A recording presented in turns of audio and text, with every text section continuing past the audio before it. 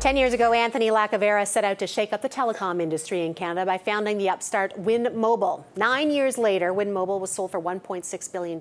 Investors got a six-fold return. But despite that, Anthony says that he, in some respects, considered the venture a failure. And now he's written a book, here it is, How We Can Win and What Happens to Us and Our Country If We Don't, which takes a tough love approach at looking at why Canadian companies aren't winning at the world stage. It is tough. It is. It is tough. You kind of take the boots to a whole lot of different parts of government and just people and Canadians. I think it's necessary, Kim. I mean, it's amazing to me that we go out and unapologetically strive for the gold medal when we play hockey. Yeah. And if we don't get the gold medal when we play hockey, yeah, we're disappointed. Silver and bronze aren't good enough. Yeah. But in our business culture, we're constantly striving for bronze. And this book is a formula of how Canada can win and strive for gold. Why are we striving for bronze? I'm just going to, tell me what you mean by that. Because I don't think anyone sets out and go, yeah, I'm going to be third, like they don't. So what is your interpretation of what's going on? The fourth industrial revolution is upon us. Artificial intelligence is going to transform every corner of the economy. The way we live and work is going to be completely transformed.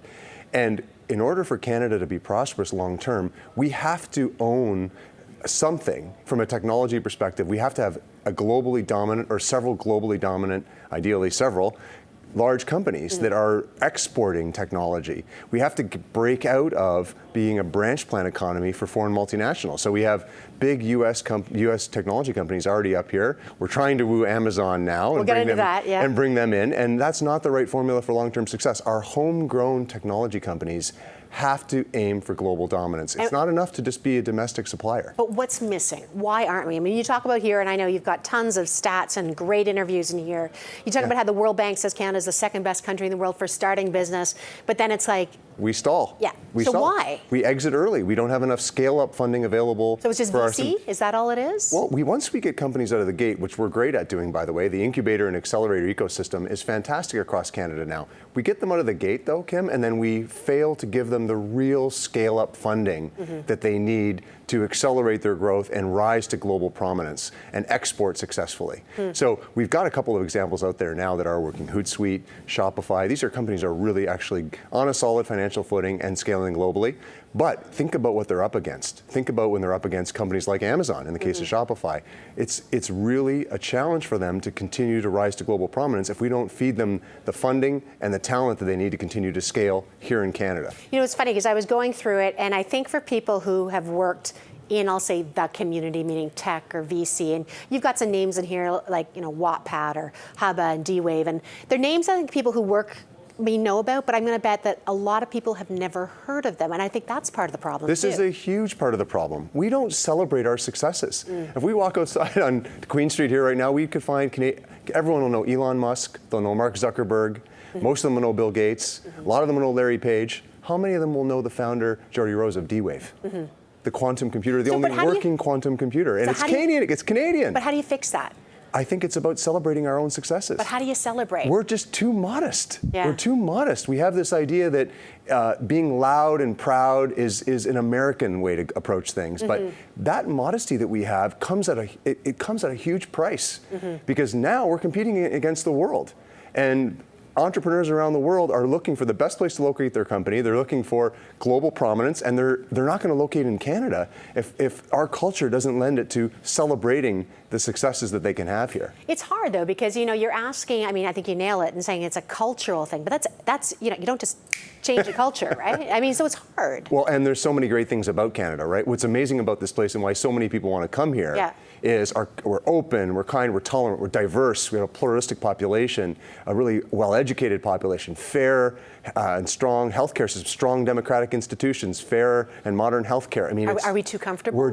But this is it, right? We have it so great right now that we're becoming complacent. And so my book is saying we need to wake up. We need to get off the couch and strive for gold, because our amazing way of life here is under threat. You talk about some, I want to, because what I like about this is it's not motherhood and apple pie. You go through some very specific examples of, in the medical field and technology, just really, I mean, incredible things that are going on. Amazing things are going on. And you also talk about Amazon, not in here, but you've been writing about it. And I want to say here, because people, if you've been under a rock somewhere and you don't know, I mean, Amazon is looking for a new second headquarters. Places in Canada are lobbying for it. And you actually say that this Amazon piece could be a modern Trojan horse attack on Canada's future prosperity. It is a modern Trojan horse attack. How? Well, the ancient Greeks used the Trojan horse to breach the city of Troy and destroy it. We need to wake up and recognize what the big US-based technology companies are doing when they come up here. They're not coming up here for the benefit of the Canadians long term. They already tap us as customers.